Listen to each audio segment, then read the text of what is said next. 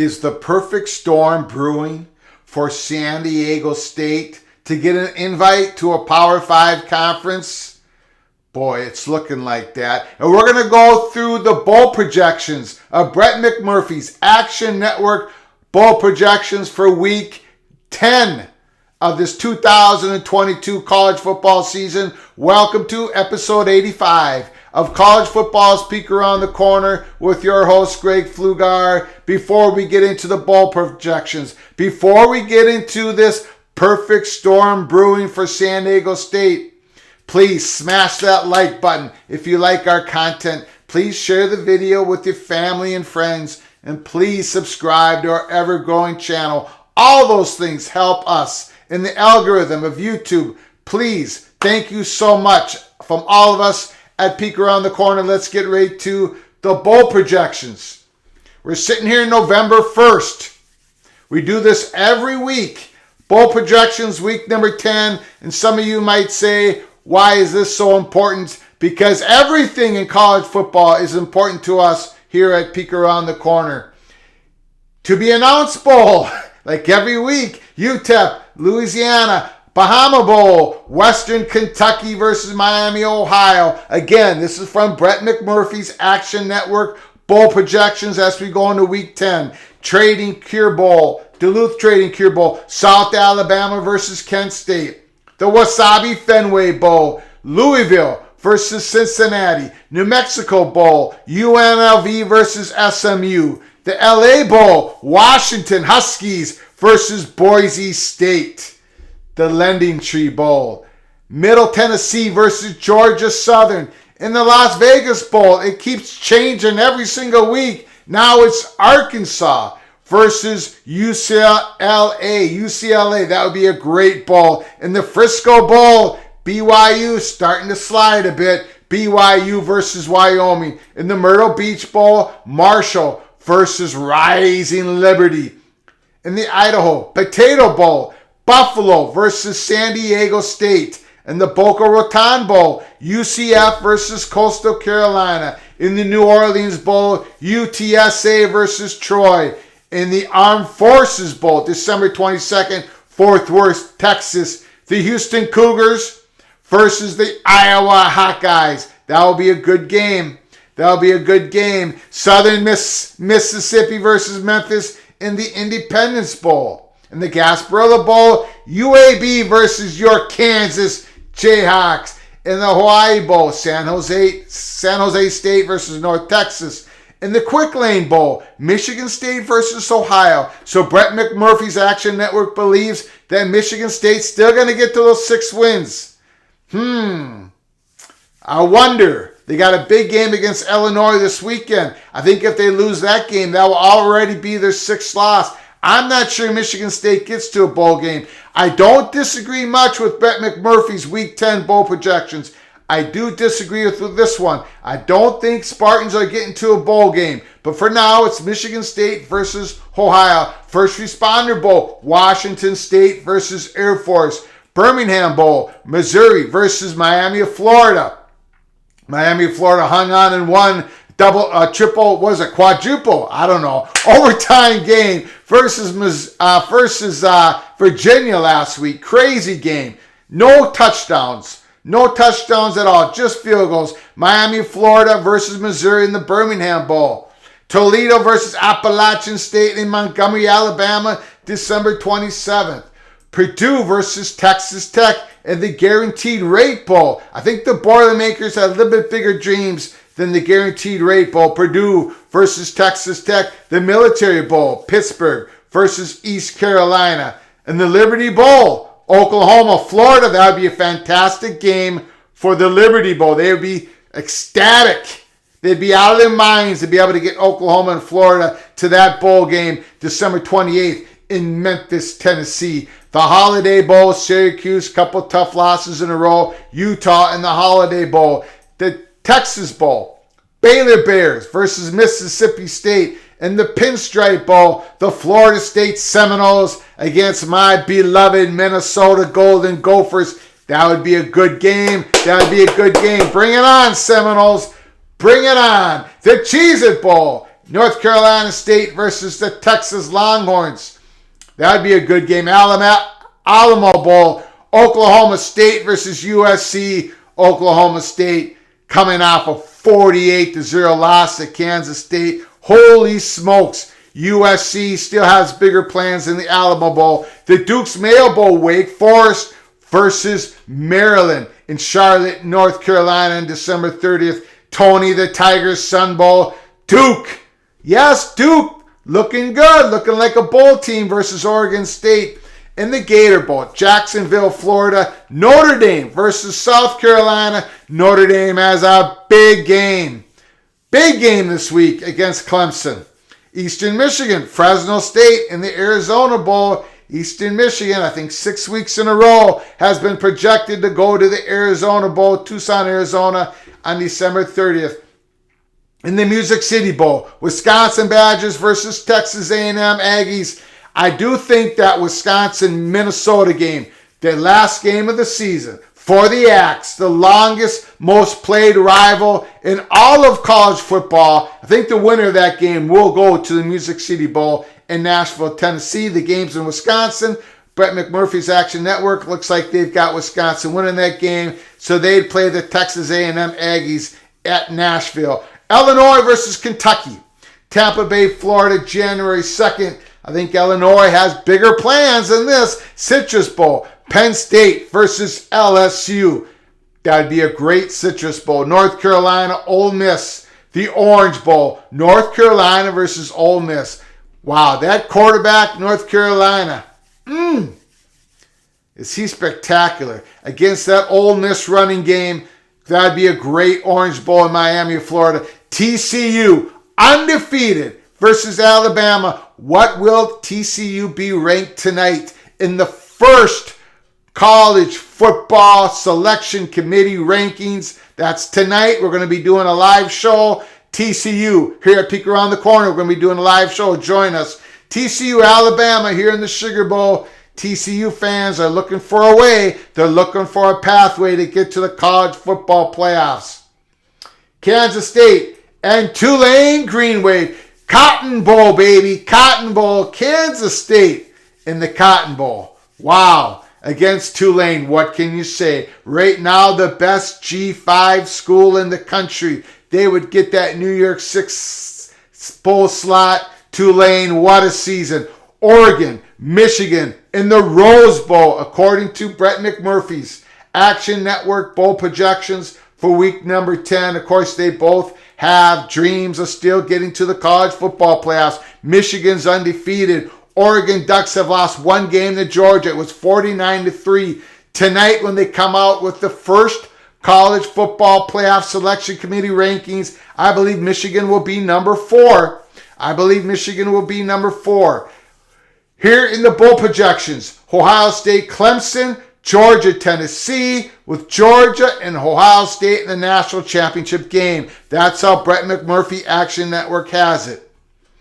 I pretty much agree with this. However, right now, like tonight, when it comes out, I think the rankings are going to be the following. Tennessee, number 1.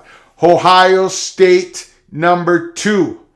Georgia, number 3. Michigan, 4. With TCU and Oregon, 5, 6. Alabama, 7.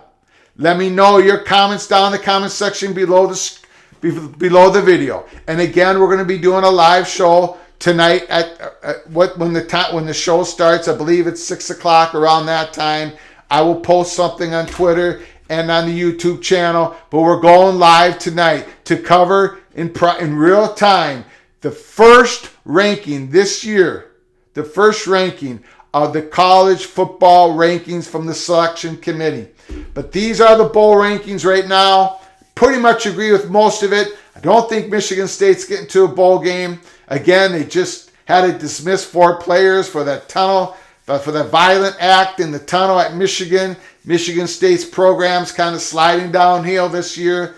But other than that, I think that looks pretty good. Again, let me know your comments down in the comment section below the video. Now, let's get to the main story. Is the perfect storm brewing for San Diego State to get an invite to a Power 5 conference?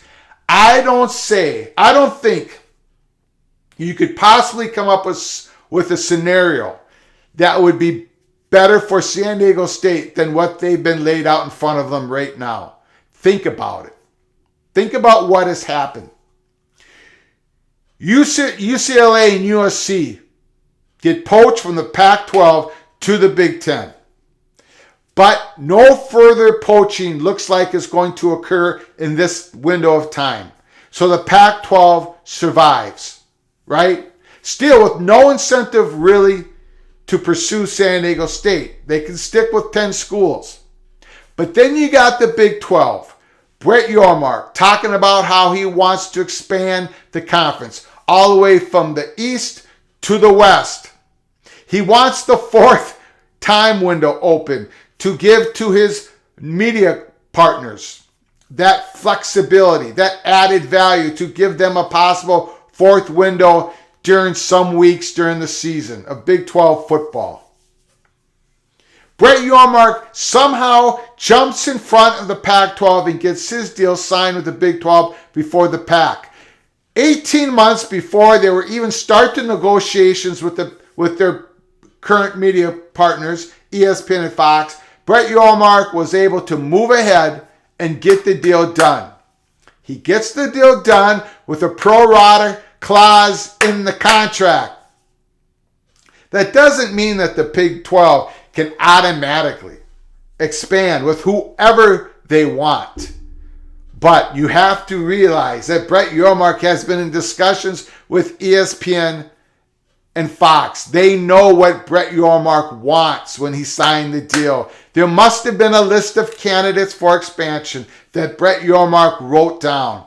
And it had to be more than just the four corner schools of Arizona, Arizona State, Utah, and Colorado. There had to be San Diego State on that list. But let's say you disagree. Let's say you say, Greg, that pro rata clause that the Big 12 had in the previous contract, in the previous media contract, which they had to give up to ESPN and Fox Sports because of other reasons, other considerations that we won't get into in this episode.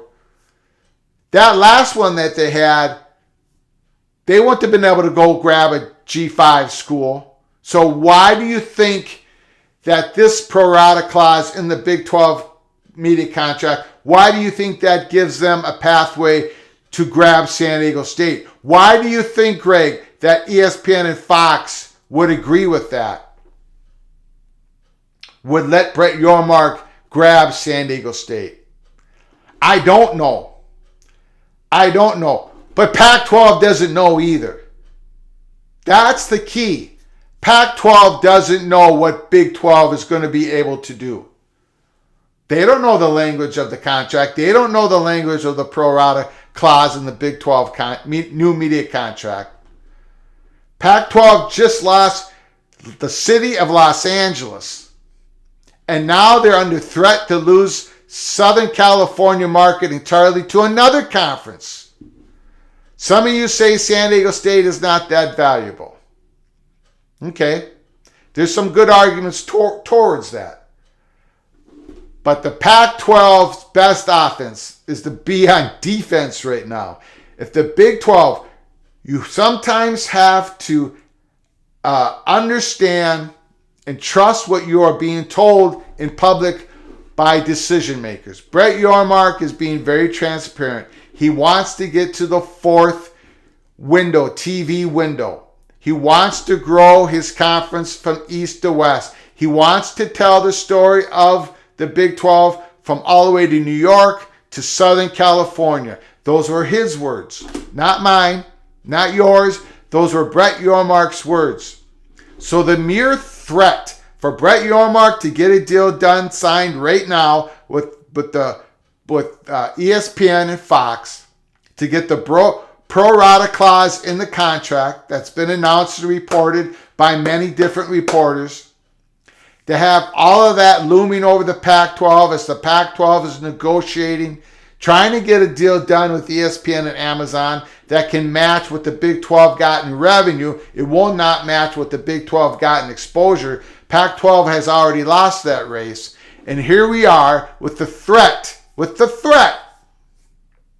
the Big 12, if they can't get the four corner schools, they'll go and reach out and grab the Southern California market and grab San Diego State. Not the whole Southern California market, of course. That's USC, UCLA country.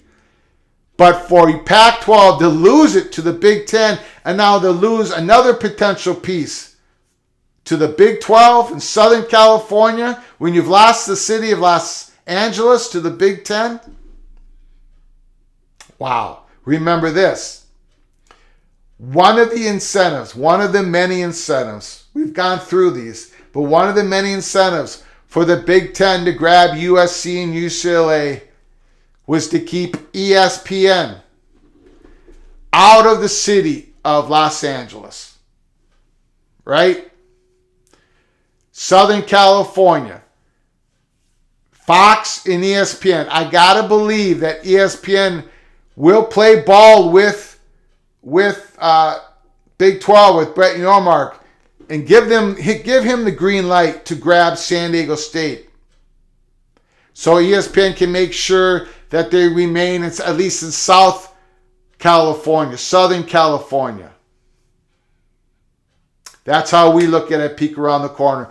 This is the perfect storm that is brewing for San Diego State. No matter how you look at it, it doesn't automatically mean that the San Diego State is going to get a Power 5 invite from the Pac-12 or from the Big 12. But to have two conferences with a possible pathway to give you an invitation for different motivations, one on defense, one on offense, one to try to grab Southern California because they just lost Los Angeles, and the other one because they want to go from all the way to east to west and be a national conference. That's the perfect storm. There's no way that 12 months ago, any of us, including myself, Greg Fleur, could have ever predicted all of this to happen, to be laid out in front of San Diego State. The perfect storm for them to increase the possibility of getting a Power 5 invite for the San Diego State Aztecs. Follow us here at Peek Around the Corner. Stick with us. This is a growing story, the perfect storm of San Diego State. Will they get the invite to the Big 12 or to the Pac-12? One on offense, the other on defense. Stick with us. Until next time, from all of us at Peek Around the Corner, to all of you, please, you all take care of each other. Thank you so very much.